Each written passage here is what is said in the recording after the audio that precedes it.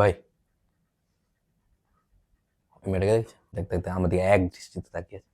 Continuous 2 সেকেন্ডের জন্য একবার দেখেছে। তুই বুঝলি কি করে? তাহলে তুইও তাকিয়েছিলি। আরে আমার তো জাস্ট চোখ পড়ে গেল কয়েক ঘন্টার জন্য। আমি জাস্ট সামান্য এক দৃষ্টিতে 1 ঘন্টা দেখছিলাম, দেখলাম কন্টিনিউয়াস 2 সেকেন্ডের জন্য দেখলো আমাকে। আমার প্রচন্ড অকওয়ার্ড লাগছে। তো কি করবি এখন? আমার বসতে ভালো লাগছে না। তো করবিটা কি? চল সামনে গিয়ে বসি। দেখতে পেলি? আরে হ্যাঁ, ও তো অন্যদিকে তাকিয়েছে ওটা। অন্যদিকে তাকিয়ে আছে তো কি হয়েছে? অন্যদিকে তাকিয়ে আছে, দেখছে আমার দিকে। এটা আবার কি ধরনের কথা হলো?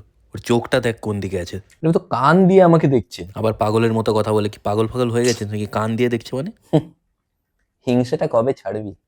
আরে আমি হ্যান্ডসাম, এই সত্যিটা মানতে পারছিস না কেন? এরকম ভালো লাগে এইভাবে দেখছে, তো এখন ভয় লাগছে। তো দেখলে আবার কিসের ভয়? যেভাবে দেখছে আমাকে বিয়ের জন্য প্রপোজ করবে, কিন্তু বাড়িতে আমার মানবে না।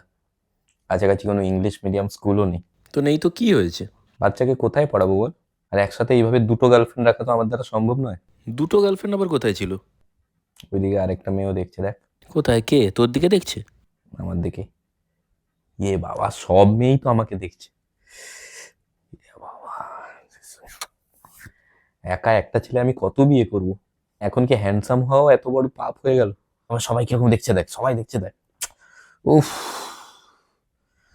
আমি বসবো না। আমি আমি যাচ্ছি ওদের কাছে বসতে।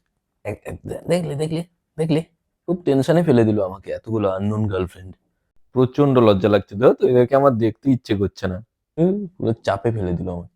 আরে কিসের চাপে ফেলে দিল? দেখ দেখ দেখ, ওই মেয়েটার বয়ফ্রেন্ড এসছে দেখ। ওই দেখ গাড়িতে নিতে এসছে দেখ। ও, ওটা উবের করেছিল না ও? কোন উবের ড্রাইভার বিএমডাব্লিউ নিয়ে আসে? ছি ছি ছি, এই মেয়েটা এরকম বেরোলো। ব্রেকআপ, ওর জন্য খারাপ লাগছে আমার। এরকম একটা ভালো ছেলে পাওয়ার একটা দুর্দান্ত সুযোগ হারালো মেয়েটা। কিন্তু আমার মনে হয় মানে ওটা ওর দাদা। ওটা ওর দাদা?